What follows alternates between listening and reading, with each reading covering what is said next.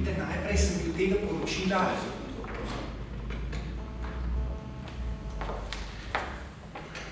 načelnega mnenja Komisije za preprečevanje korupcije, sem bil najprej izrazito vesel.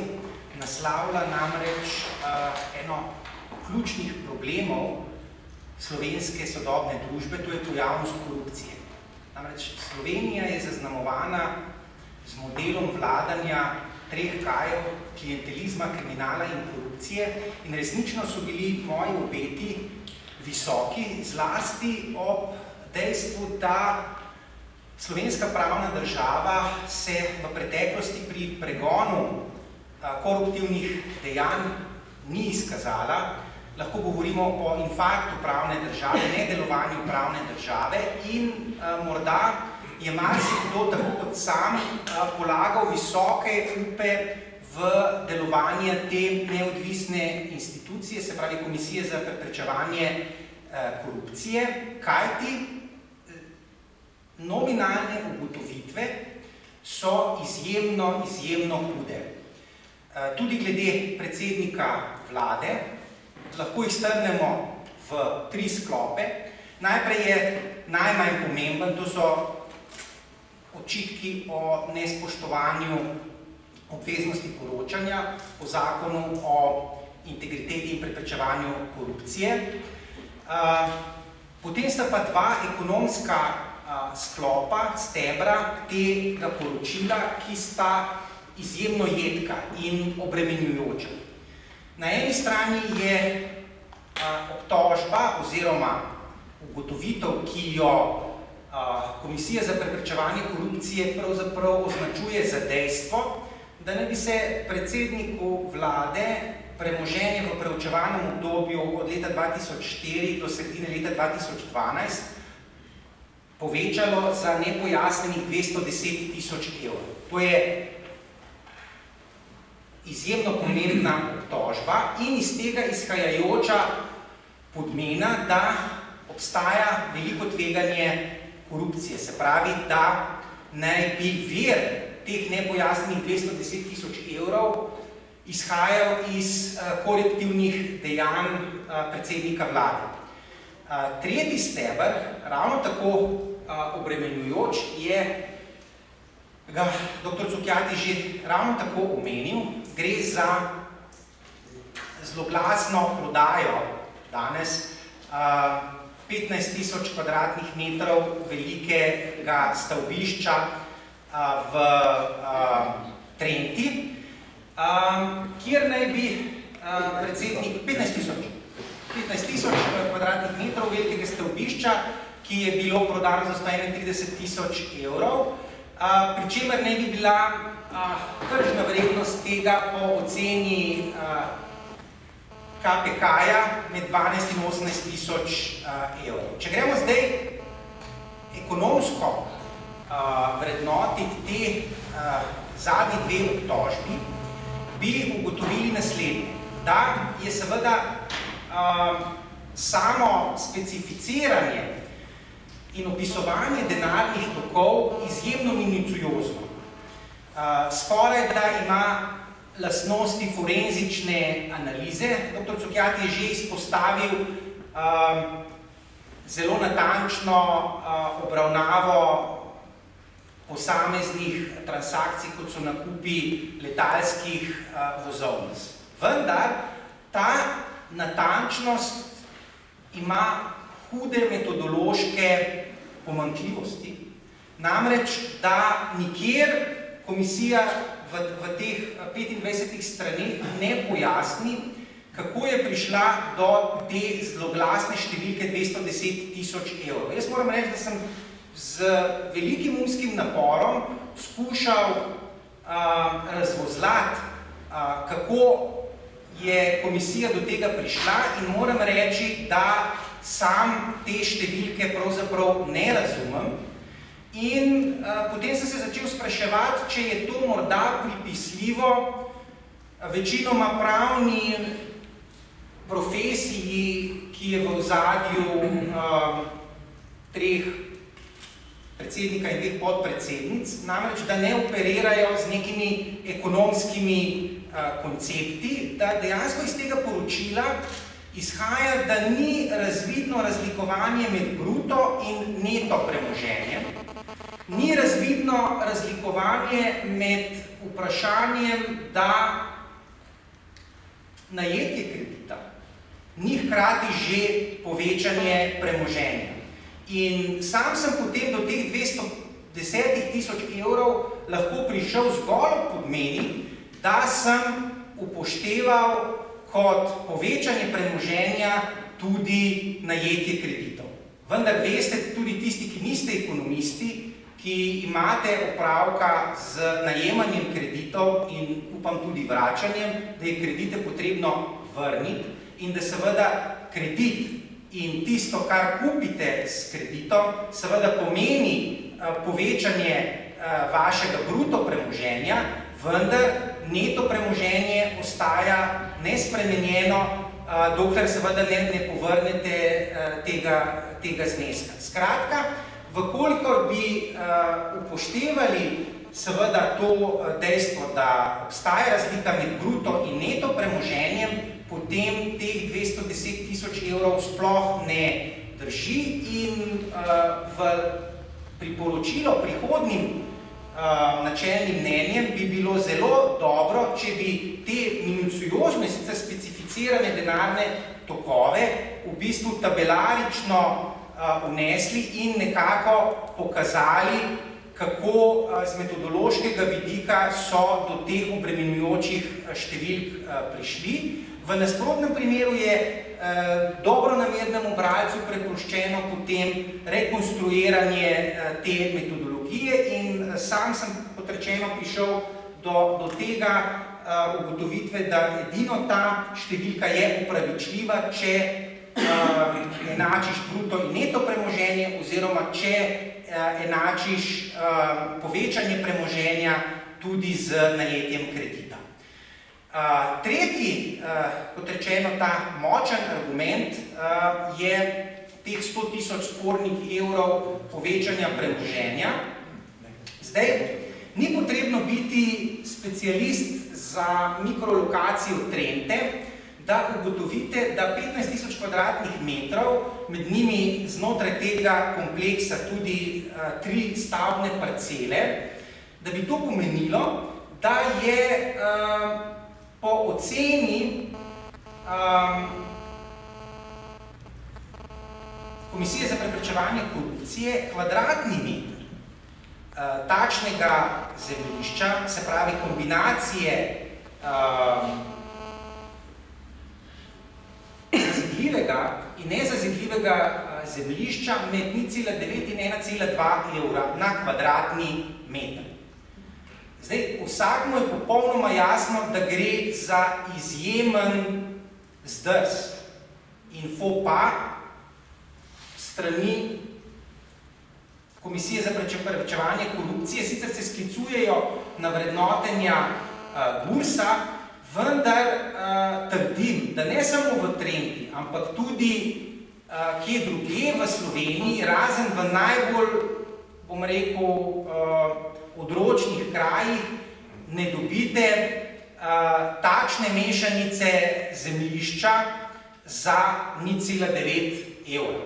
Mislim, to je smešna cena in sama ta cena je pravzaprav polovica tiste cene, ki jo je predsednik vlade potem tudi pred 20 leti za to zemljišče plačal.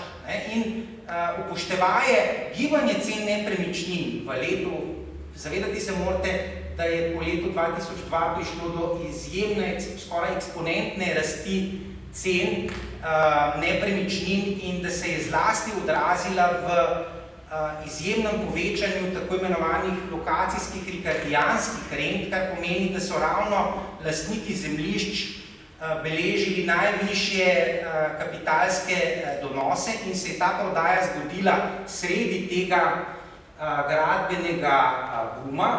Pomeni, da bi bilo korektno strani KPK-ja, da bi v teh svojih ocenah bili bistveno bolj konzervativni, se pravi, da bi izhajali iz ocene tržnih cen in sicer diskontiranih na leto 2005, se pravi, ne izhajajoč iz razmer v letu 2013, če ravno tudi, če bi upoštevali za presečno leto 2013, bi zelo hitro ugotovili, da ne samo v Trenti, ampak marsikje drugje kvadratnega metra zemljišča ne dobite za manj kot 1 evro. Se pravi, gre tu za velik ekonomski zdrs in bi v prihodnje bilo verjetno protikorupcijsko komisijo dobro ekipirati tudi z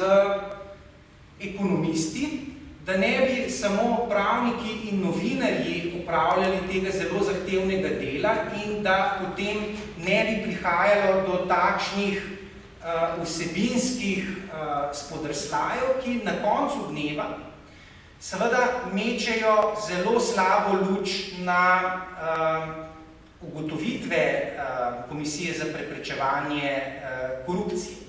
Namreč obtožbe so zelo težke. Te obtožbe je pa seveda treba vsebinsko, tudi ekonomsko, ne samo pravno podkrepiti in bojim se, da se je tu zapisalo Komisiji za preprečevanje korupcije ne samo nekaj pravnih zdrsov, o katerih je profesor Šturm govoril, ampak tudi ekonomskih. In zdaj težava, ki po mojem mnenju nastopi, je seveda to, da praktično da so pravna sredstva proti tako pravnim zdrsom kot ekonomskim izrazito omejena in da Komisija za preprečevanje korupcije in nekateri politiki pa na osnovi tega poročila, kjer obdolženima, gospodu Jankoviću in gospodi Janši, ni bilo pravzaprav dano možnost ugovora, da je bilo kršeno načelo, da je potrebno prisluhniti tudi drugi strani na videnje, tako kot je profesor Šturm omenil, na videnje komisije. In iz tega potem izpeljevati sklepe, da je nujen odstop obeh nosilcev funkcij, če ravno se, to je treba priznati, protikorupcijski komisiji mislim, da pred zadnjem stavku distancira od tega, ker se zavedajo, da seveda teh ingerenc nimajo, vendar bi morali biti izjemno previdni, kajti to poročilo ima izjemno močne politične posledice. In dvomim, da se tega ne zavedajo, ne nazadnje se sama komisija artikulira stališče, da se zavedajo zagatne ekonomske, družbene in političnega situacije v državi.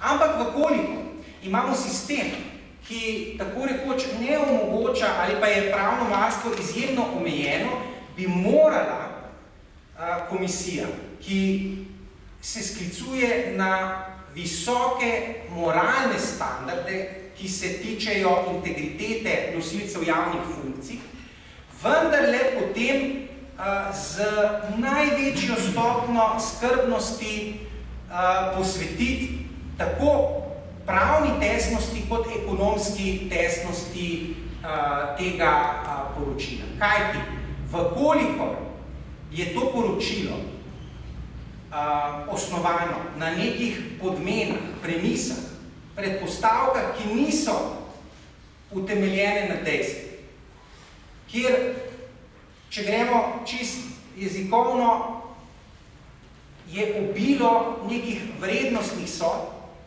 ki v nek pravni tekst in tekst državne institucije po moji oceni ne sodijo, ne samo moralnih sodb, tudi političnih sodb, da je to seveda problem. Velik problem in da me to napotuje na pomislek ali je institucionalna ureditev, kjer Komisija za preprečevanje korupcije na eni strani nima preiskovalnih pooblastil, na drugi strani so pa politične posledice tovrstnih načelnih mnenj izrazito močne, da verjetno ta ureditev ni najboljša. In da bi kazalo, vkolikor slovenska družba zaznava korupcijo kot resen družbeni problem in sam ocenjujem, da imamo izjemen problem z korupcijo in da si ravno boj proti korupciji zasluži največjo materialno, politično, družbeno podporo, da enostavno stopnja tolerance do korupcije mora postati nič, da pomeni, da je potrebno to ureditev nadgraditi. Verjetno morda v smeri tega, da se Komisiji za preprečevanje korupcije spremeni status, se jo morda preoblikuje v tudi finančno policijo, da bodo potem posledice ne njenih načelnih mnenj, ampak pravzaprav preiskovalnih dejanj na koncu obrodile pravne posledice. Kajti pravne države si sam ne predstavljam s tem, da imamo neko institucijo, ki daje načelna mnenja in računa zgolj na politične posledice. Boj proti korupciji je inherentno domena pravne države in bi moralo nekako soditi vendarle primarno v polje organov, ki so zadolženi za odkrivanje kaznivih dejanj policije, za pregon tožilstva, na koncu sodstva. Skratka, da si samo od načelnih mnenj in nekih političnih posledic, ki jih ne bo, ne moremo obetati preoblikovanje slovenske države v pravično, pravno državo. Zato bi sam ta, bom rekel, politični vihar, ki se je sprožil, pravzaprav izkoristil ali pa si želel, da ga slovenska politika izkoristi za resen premislek o tem, kako se spoprijeti s to rakasto tvorbo korupcije, ki je prisotna, in dejstvom, da je naš imunski sistem, to je slovenska pravna država, ne odpovedalo, ampak enostavno nikoli ni bil vzpostavljen. Slovenija ne samo, da ni več pravna država, ampak od leta 1941 ni pravna država. In bojim se, da pa to delovanje Komisije za preprečevanje korupcije ne vodi v vzpostavitev pravne države. Sicer je hvalevredno sklicevanje na visoke moralne standarde, na osebno integriteto, vendar, če boj proti korupciji ne bo imel pravnih posledic in za pravne posledice pa niso dovolj domneve na nekem neznanem kraju, ob neznanem času, ampak so potrebna dejstva. In želel bi si, da vkolikor so v Komisiji za preprečevanje korupcije prepričani v vodotesnost, tako pravno kot ekonomsko, tega mnenja, da hitro pohitijo z posredovanjem na policijo, ker edino to, če bojo ta dejstva, za katere mislijo, da so dejstva, so pa neke domneve, ki nekako, po mojem, ne držijo vode, vsaj nekatere izmed njih so storjene napake, da na ta način se problem korupcije v Sloveniji preprosto ne bo zmanjšal.